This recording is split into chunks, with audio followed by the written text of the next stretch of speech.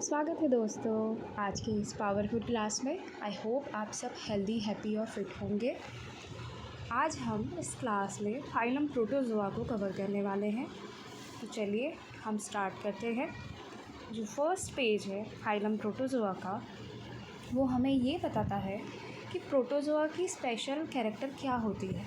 Protozoa सबसे पहले वो यूनिसेलुलर होते हैं और यूकैरियोटिक नेचर के होते हैं। यूनिसेलुलर मतलब कि ये सिंगल सेल से बने होते हैं, बस सिंगल सेल प्रेजेंट होता है। दूसरी बात कि ये यूकैरियोटिक नेचर के होते हैं।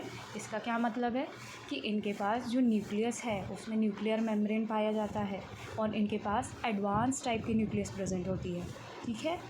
नेक्स्ट हम फाइलम प्रोटोजोआ को किंगडम प्रोटिस्टा में पढ़ते हैं। ये किंगडम प्रोटिस्टा का पार्ट है। ये एक इम्पॉर्टेंट सा फैक्ट है। ये कई बार ऑब्जेक्टिव के रूप में देखा गया है। तो phylum protozoa is a part of kingdom protista, but ये ह्यूमन में इतनी सारी डिसीज़ेस कॉज करता है। ह्यूमन, हम एनिमल किंगडम के पार्ट है, तो हम इसे अभी एनिमल किंगडम के अंदर स्टडी करने वाले हैं जिस तरीके से आप देख रहे हैं। But it affects human being, so we study it in animal kingdom. Next, जो प्रोटोजोआ है उसकी मीनिंग क्या होती है, ये वर्ड क्या बताता है हमें। प्रो का मतलब होता है प्रिमिटिव, मतलब पहले, और जोआ मीन्स जोअन का मतलब होता है एनिमल। जो पहले आए हुए एनिमल से वो होते हैं प्रोटोजोआ। क्या होते हैं जो पहले आए एनिमल्स को हम क्या नाम से जानते हैं? प्रोटोजोअन्स। नेक्स्ट, ये अर्थ में पहले से है, सबसे पहले एनिमल आए थे। नेक्स्ट, जो हम सीक्वेंस ऑफ स्टडी आज क्या करने वाले हैं, पहले हम प्रोटोजोआ के जनरल कैरेक्टरिस्टिक्स को देखेंगे, फिर हम नेक्स्ट आने वाली क्लास में क्लासिफिकेशन को पढ़ेंगे। जनरल कैरेक्टरिस्टिक्स होते क्या हैं किंगडम प्रोटोजोआ के? नहीं, फाइलम प्रोटोजोआ के जनरल कैरेक्टरिस्टिक्स क्या होते हैं? ये थर्ड लार्जेस्ट फाइलम के नाम से जाना जाता है। जैसे हमने पहले के क्लासेस में फर्स्ट लार्जेस्ट फाइलम को देखा है जो कि आर्थ्रोपोडा है। सेकेंड लार्जेस्ट फाइलम है जो कि मोलस्का है, soft bodied animal. Third largest phylum कौन है? Phylum protozoa. नेक्स्ट है, ये सब किंगडम है। किस किंगडम का? प्रोटिस्टा का। हम बार बार ये बात भूल जाते हैं। कई बार ऑब्जेक्टिव में हमें लगने लगता है कि नहीं, ये किंगडम एनिमेलिया का पार्ट है, but no, it is not a part of kingdom animalia, it is a part of kingdom protista. Next, ये यूनिसेलुलर होता है। यूनिसेलुलर मीन्स ये एक सिंगल सेल होती है, ये सिंगल सेल बॉडी होती है। इसमें सिंगल सेल ही सारे बायोलॉजिकल एक्टिविटी को परफॉर्म करता है, like respiration, reproduction, digestion, excretion. जैसे हमारे बॉडी में different organ system different functions को परफॉर्म करती है, लाइक रेस्पिरेशन के लिए रेस्पिरेटरी सिस्टम है, रिप्रोडक्शन के लिए रिप्रोडक्टिव सिस्टम प्रेजेंट है, डाइजेशन के लिए हमारे डाइजेस्टिव सिस्टम प्रेजेंट है। उसी तरीके से इनके बॉडी इतनी कैपेबल होती है कि इनका एक सिंगल सेल बॉडी ही सारे फंक्शन को परफॉर्म कर ले जाता है। नेक्स्ट पेज में हम आज देखेंगे कि इनका लेवल ऑफ ऑर्गेनाइजेशन क्या होता है। जैसे हमने किंगडम एनिमेलिया में, अभी फाइलम पॉरीफेरा में देखा था कि फाइलम पॉरीफेरा में तो सेलुलर लेवल ऑफ ऑर्गेनाइजेशन चल रहा है, but in this kingdom protista के सब किंगडम जो हमारा प्रोटोजोआ है उसके अंदर जो लेवल ऑफ ऑर्गेनाइजेशन है वो है प्रोटोप्लाज्मिक लेवल ऑफ ऑर्गेनाइजेशन और ए सेलुलर लेवल ऑफ ऑर्गेनाइजेशन। ये पार्ट मुझे क्लियर नहीं था कि ये होता क्या है प्रोटोप्लाज्मिक लेवल और ए सेलुलर। प्रोटोप्लाज्मिक और ए सेलुलर का मतलब होता है कि only one cell is present, but ऐसा पॉरीफेरा में नहीं होता। पॉरीफेरा में a lot of cell present, cell ही प्रेजेंट होते हैं बट बहुत सारे प्रेजेंट होते हैं। But in this kingdom, in this phylum, in phylum protozoa there is only one cell. ये इसमें डिफरेंस है, इसीलिए हम इसे प्रोटोप्लाज्मिक लेवल ऑफ ऑर्गेनाइजेशन कहते हैं और इसीलिए हम इसे ए सेलुलर लेवल ऑफ ऑर्गेनाइजेशन कहते हैं। नेक्स्ट, प्रोटोजोअन्स को सबसे पहले डिस्कवर किया था लिवेनहॉक ने। ये साइंटिस्ट के नेम को पूछा जाता है। कॉइंड किसने किया था इस नेम को? प्रोटोजोआ को गोल्डफस्ट ने, ये भी पूछा जाता है। स्टडी जो प्रोटोजोअन की होती है वो प्रोटोजूलॉजी कही जाती है। ये नेचर में कैसे होते हैं? कॉस्मोपॉलिटन होते हैं, मतलब ये हर जगह प्रेजेंट होते हैं, एवरीवेयर। ये मोस्टली माइक्रोस्कोपिक होते हैं। इट मीन्स कैसे माइक्रोस्कोपिक? क्योंकि ये एक सेल स्ट्रक्चर है तो मोस्टली आप इसे कहाँ देख पाओगे, माइक्रोस्कोप के थ्रू ही देख पाओगे। इनकी जो हैबिटेट है ये एक्वाटिक भी होते हैं, टेरेस्ट्रियल में भी होते हैं, फ्री लिविंग होते हैं, और यूबिक्यूटस और कॉस्मोपॉलिटन मतलब हर जगह तो पाए जाते हैं। इसीलिए हर एक हैबिटेट में प्रेजेंट होने की वजह से हम इसे कॉस्मोपॉलिटन और यूबिक्यूटस कहते हैं। नेक्स्ट, ये सॉलिटरी भी रह सकते हैं और ये कॉलोनियल भी रहते हैं। इसका क्या मतलब है, ये सॉलिटरी अकेले भी अपना जीवन बिता सकते हैं या कॉलोनी में सबके साथ मिल के भी ये रह सकते हैं। ये मोस्टली पैथोजेनिक होते हैं। हम फाइलम प्रोटोजोआ में सबको पैथोजेनिक नहीं देख सकते, मोस्टली अधिकतर लोग इसमें एग्जाम्पल है वो सारे पैथोजेनिक हो ऐसा ज़रूरी नहीं है। Most of the examples are pathogenic जो इन्फेक्शन कॉज कर सकते हैं, that is pathogenic in nature.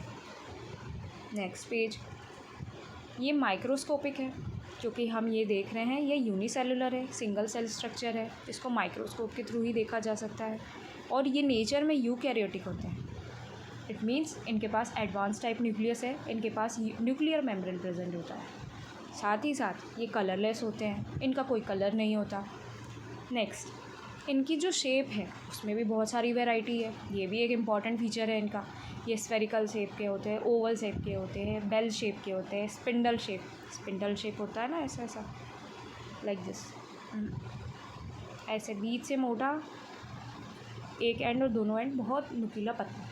Slipper से शेप के होते हैं, वो भी देखते हैं हम। इनमें कोई सिमेट्री है क्या, नहीं, इरेगुलर सिमेट्री। इनकी बॉडी की एक कोई डेफिनेट प्रॉपर अलाइनमेंट नहीं है जो हम बायलैटरल सिमेट्री और रेडियल सिमेट्री में देखते हैं। इनके पास ऐसी कोई सिमेट्री नहीं होती है, ये इरेगुलर सिमेट्री के होते हैं। जो प्रोटोजोअन्स होते हैं हमने अभी बार बार देखा लास्ट पेज में, ये प्रोटोप्लाज्मिक लेवल के होती है body, acellular level of organisation होता है। इसका क्या मतलब है कि इनकी एक ही सेल की लेवल ऑफ ऑर्गेनाइजेशन में प्रेजेंट होती है। पॉरीफेरा में हमने बहुत सारे सेल को देखा है, बट इन दिस प्रोटोजोआ बस सिंगल सेल प्रेजेंट होता है, इसीलिए हम इसे प्रोटोप्लाज्मिक और ए सेलुलर लेवल ऑफ ऑर्गेनाइजेशन कहते हैं। इनके एग्जाम्पल है पैरामीशियम, अमीबा एंड लिशमेनिया। नेक्स्ट है, इनकी बॉडी जो बाउंड होती है ना, वो उसमें डेलिकेट मेम्ब्रेन से बाउंडेड होती है, जिसे हम फॉर्म पेलिकल है, टेस्ट, लोरिका और सेल के नाम से जानते हैं। अंडरस्टैंड कि इनके बॉडी में जो एक डेलिकेट मेम्ब्रेन है जिसे हम पेलिकल, टेस्ट, लोरिका, शेल के नाम से जानते हैं।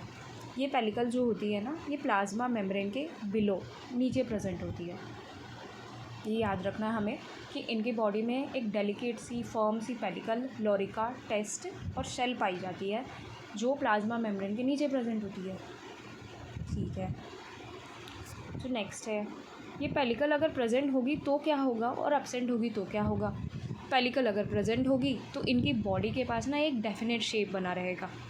अगर पेलिकल एब्सेंट होगी तो इनके बॉडी के पास कोई डेफिनेट शेप होगा नहीं खुद का, जैसे शेप बदलते रहेंगे। हम अमीबा में देख सकते हैं इसके एग्जाम्पल को। नेक्स्ट, कुछ ग्रुप होते हैं प्रोटोजोआ के जिनके पास कैल्शियम कार्बोनेट और सिलिका के सेल पाए जाते हैं जो एक्सोस्केलेटन बनाते हैं उनकी, और वो कैसी होती है, हार्ड होती है। तो कुछ प्रोटोजोअन ग्रुप होते हैं जिसमें कैल्शियम कार्बोनेट और सिलिका के शेल पाए जाते हैं, वो एक्सोस्केलेटन बड़े हार्ड से होते हैं। ये एग्जाम्पल है इन ग्रुप्स का, रेडियोलेरियन ग्रुप एंड फोरामिनीफेरा ग्रुप।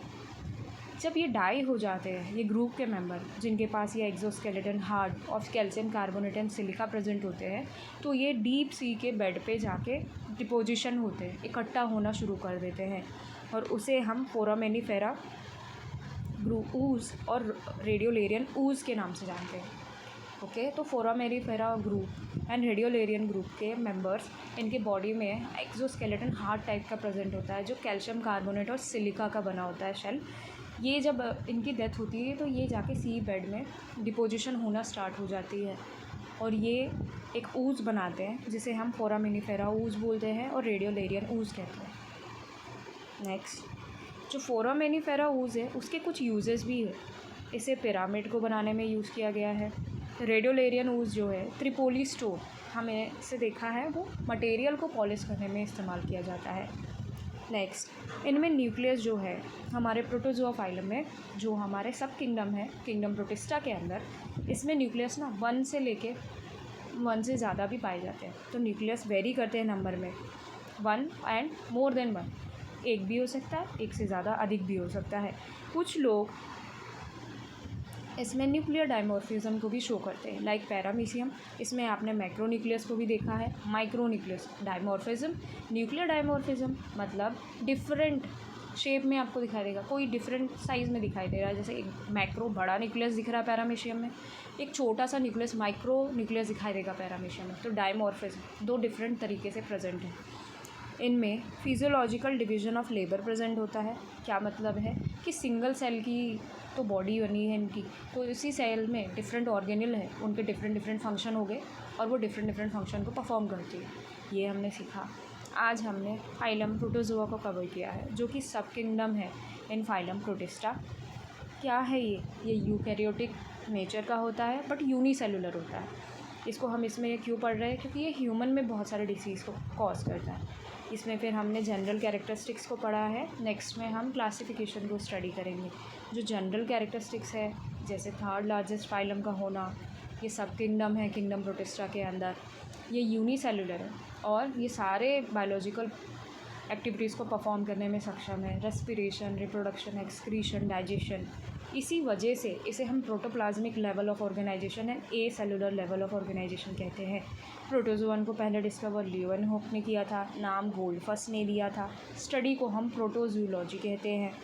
कॉस्मोपॉलिटन के साथ ये माइक्रोस्कोपिक होते हैं, क्योंकि ये एक सिंगल से बना होता है। हैबिटेट जो होती है ये हर जगह पाया जाता है, एक्वेटिक हो, टेरेस्ट्रियल हो, फ्री लिविंग, इसीलिए इसे कॉस्मोपॉलिटन और यूबिक्यूटस के नाम से जाना जाता है। नेक्स्ट है कि ये सॉलिटरी भी रह सकते हैं, कॉलोनी में भी रह सकते हैं। Most of the member of phylum protozoa we see ये पैथोजेनिक होते हैं। It means pathogenic means infection cause कर सकते हैं। ये माइक्रोस्कोपिक होते हैं बिकॉज ये यूकैरियोटिक यूनिसेलुलर है, एक सेल है। साथ ही साथ ये कलरलेस होते हैं। इनकी जो शेप है कई तरीके के, स्पेरिकल है, ओवल है, स्पिंडल है, स्लिपर लाइक है, बेल शेप है।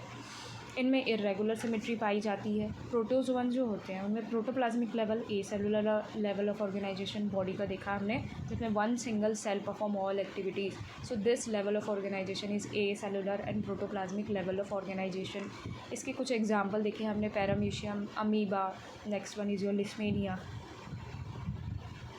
बॉडी में एक डेलिकेट मेम्ब्रेन पाई जाती है, डेलिकेट फॉर्म पेलिकल, डोरिका टेस्ट या शेल के नाम से जाना जाता है। ये प्लाज्मा मेम्ब्रेन के नीचे प्रेजेंट होता है।